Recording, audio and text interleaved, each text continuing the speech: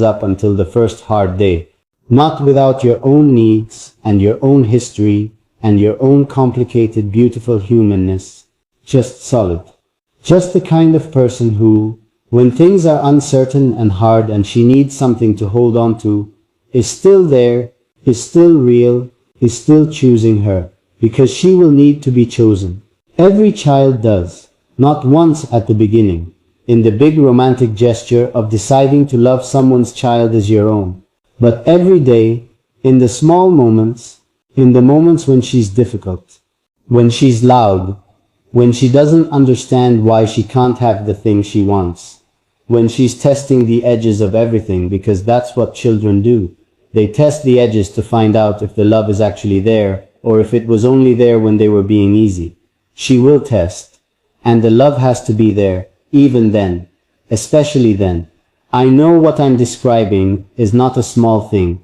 I know I am asking something that requires a real person with a real heart, who has genuinely thought about what they have to give. And I'm not asking everyone. I want to be clear about that.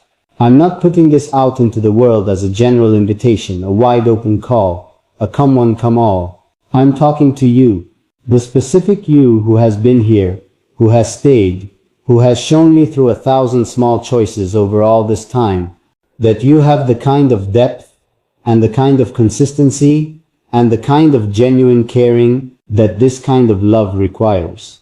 I'm talking to the you who felt something shift in your chest when I said her name, when I described her eyes, when I told you about the morning she asked me if I was happy, and I sat there undone by the smallness and the size of it all at once. The you who didn't just hear that as a detail in a story, but felt it. Felt the weight of a child that big and that tender living in the world. And wanting her to be safe and loved and completely held. If that's you, and I believe it is, then I need you to keep listening, because there is more. There is so much more I want to tell you, about who she is becoming, about what she has taught me about love, about the specific, particular thing that happened last week, that made me finally understand what I need, and gave me the courage to say it here, to you, out loud. About what it would actually look like, practically, really, in the ordinary days, to step into this life. About what I would give in return. About how I would love you. About how watching you love her would probably be the thing that finally completely broke open the last carefully guarded corner of my heart that I have been keeping closed because I wasn't sure anyone would ever be gentle enough with it to deserve having it opened.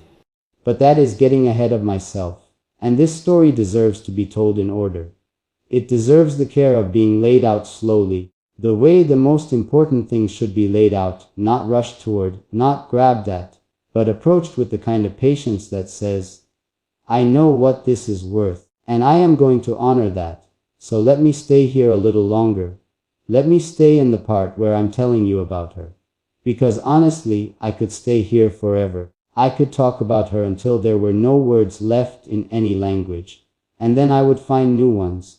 Because she is the subject I never get tired of, the territory I never finish exploring, the person I am always discovering in new ways no matter how well I think I know her. Last week, this is what I wanted to tell you about. This is the thing that happened that finally gave me the courage to say all of this out loud. We were at the park. Just an ordinary afternoon, just the two of us, nothing remarkable about it on the surface. She was doing what she does, moving through the world with that total physical confidence that small children have before anyone tells them to be careful, before the world teaches them to hold back, running and stopping and crouching down to look at things on the ground, and then running again. And I was watching her the way I always watch her, with this particular quality of attention that I don't give to anything else, this full body, nothing held back. Watching that is one of the ways I know I became a different person when she arrived. And she made a friend. The way children make friends instantly, without introduction, without any of the careful social scaffolding that adults require. One moment she was alone, and the next moment there was another child beside her, and they were simply already in the middle of something together, already building a world between them out of nothing but proximity and willingness. And I watched her in that. I watched her navigate another person, offer something, receive something, negotiate in that wordless, intuitive way children negotiate. And I saw something that I hadn't quite seen before. Or maybe I'd seen it and hadn't known what I was seeing. I saw that she knows how to love. Already, at 3 years old, she already knows how to turn toward another person, make space for them, give something of herself without calculating the cost. She already knows the essential thing, the thing that takes some people a lifetime to learn, and some people never learn at all. She got that from somewhere. She was born with some of it, I think. Some people just arrive with more capacity than others, more natural warmth, more instinctive openness. But she was also taught it, by being loved that way, by being on the receiving end of a love that turned toward her completely, that made space for her entirely, that gave without calculating. And I sat there on that bench in the afternoon light, watching her be exactly who she is, and I thought, she is going to love whoever comes into her life with everything she has. She is going to open herself completely. She is going to give her whole heart, because that is what she knows how to do, and she doesn't know yet that some people don't handle whole hearts carefully. And I felt the fear again, that specific parental fear I told you about. But underneath the fear, deeper than it, stronger than it, I felt the want.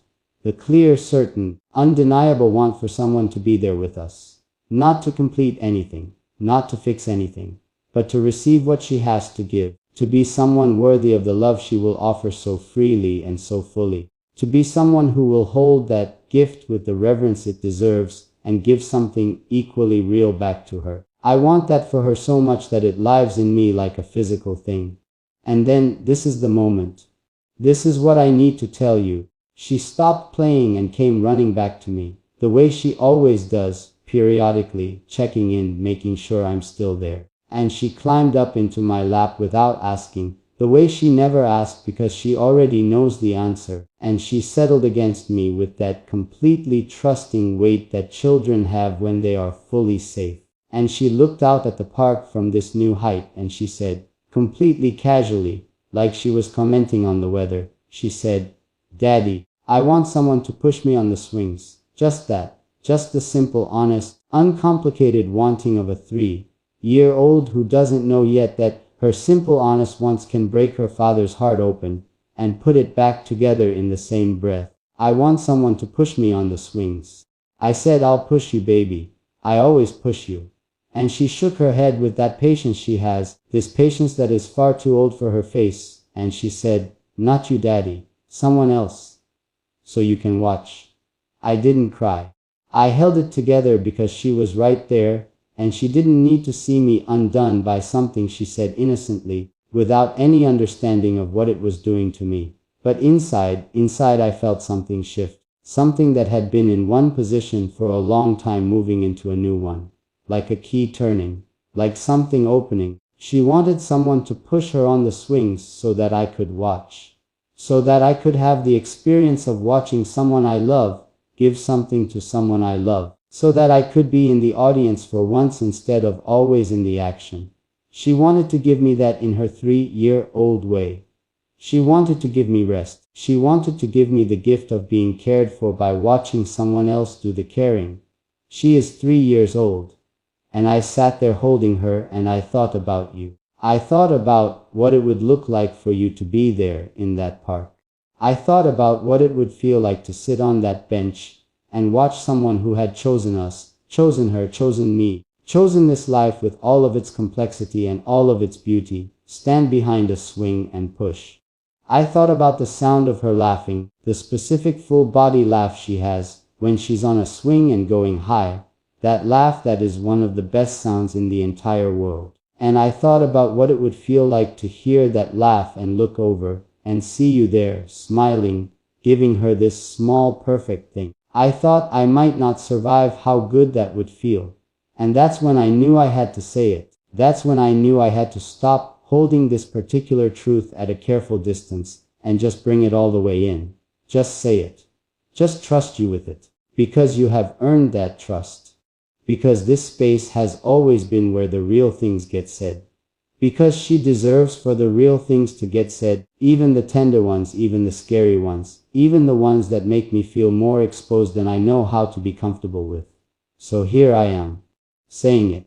I need someone who will stand behind her swing, who will learn which foods she won't eat, and which ones she asks for by name, who will know that she sleeps best when the door is open just a little, just enough for light to come in from the hallway, because total darkness makes her uncertain, who will know that she doesn't like loud surprises but loves quiet ones, who will understand that when she goes quiet, and still she is not sad, she is thinking, she is processing, she is doing interior work that deserves to be respected and not interrupted, who will learn the language of her, because every child has a language and learning it takes time and attention, and the willingness to pay close enough attention that you stop missing the details. I need someone who will think her details are worth learning.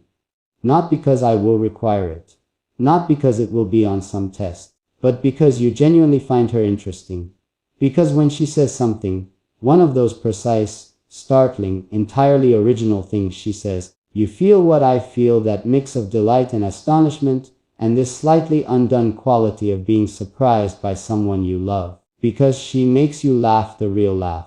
Because spending time with her doesn't feel like responsibility, but like privilege. If it would feel like privilege, if you read that word and something in you said yes, yes, that's exactly what it would feel like, then you are the kind of person I am talking about. You are the kind of person she deserves. You are the kind of person I have been hoping for while simultaneously being afraid to hope for, because hope is vulnerable and I am a parent and parents learn quickly that vulnerability has to be rationed carefully. But I am choosing to hope.